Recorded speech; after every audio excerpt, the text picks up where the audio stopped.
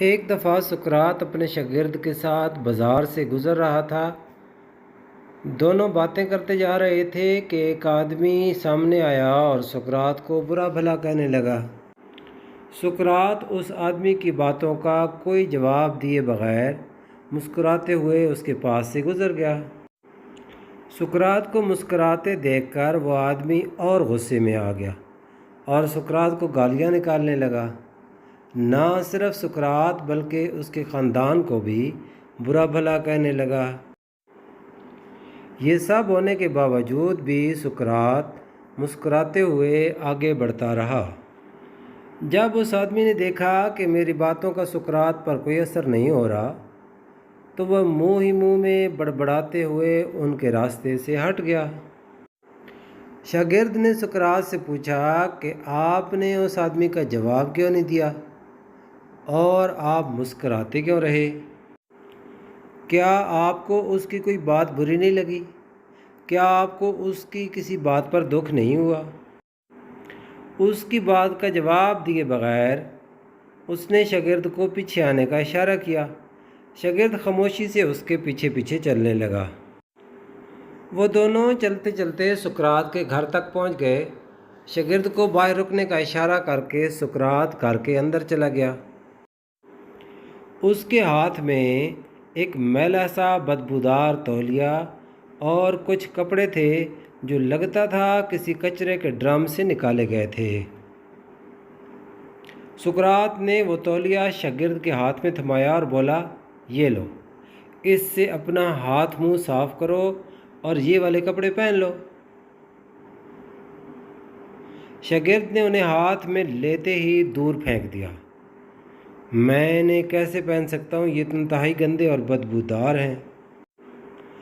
جس طرح تم ان میلے بدبودار کپڑوں کو قبول نہیں کر سکتے، سقراط نے کہا کہ بالکل اسی طرح میں بھی کسی کے بدبودار الفاظ کو قبول نہیں کرتا۔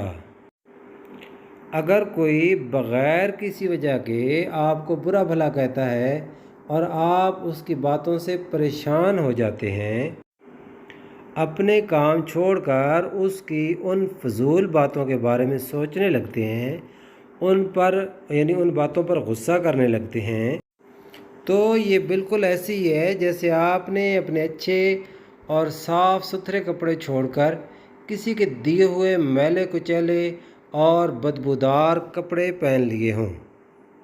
اکثر ایسا ہوتا ہے کہ ہم بڑے اچھے موڈ میں ہوتے ہیں، کہیں جا رہے ہوتے ہیں، گاڑی ڈرائیو کر رہے ہوتے ہیں اور کوئی بلا وجہ ہی ہم سے جھگڑ پڑتا ہے اور ہم اس کی وجہ سے اپنا موڈ خراب کر لیتے ہیں، اپنا دن خراب کر لیتے ہیں۔ ہم جو کر رہے ہوتے ہیں اسے بھول کر اس آدمی کو ڈسکس کرنے لگ جاتے ہیں، ان کے رویے پر دکھی ہوتے رہتے ہیں۔ دوستو، ایسے لوگ کوڑے کے ڈرم کی طرح ہوتے ہیں، زمانے کے ستائے ہوئے، فرسٹریٹڈ۔ ایسے لوگ ذہنی طور پر بیمار ہوتے ہیں۔ انہوں نے اپنی فرسٹریشن کسی نہ کسی پر تو نکالنی ہوتی ہے، اپنا کچرا کسی کے اوپر تو پھینکنا ہوتا ہے۔ اس لیے دوستو، آپ ایسے لوگوں کا شکار ہرگز نہ بنیں۔ اگر کوئی کوڑے کا ڈرم آپ کو نظر آئے تو بچ بچا کر مسکراتے ہوئے اس کے پاس سے گزر جائیں۔ دوستو، کسی کی غلط بات پر ہمیں خود کو پریشان نہیں کرنا چاہیے، کسی کے ہاتھ کا کھلونا نہیں بننا چاہیے۔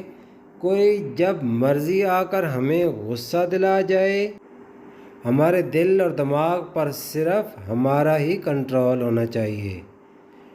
اللہ حافظ۔ دوستو، اگر ویڈیو پسند آئے تو ویڈیو کو لائک کریں اور چینل کو سبسکرائب ضرور کریں اور ساتھ موجود گھنٹی کے نشان کو بھی دبا دیں تاکہ آئندہ آنے والی ویڈیوز آپ سب تک سب سے پہلے پہنچ سکیں۔ بہت بہت شکریہ۔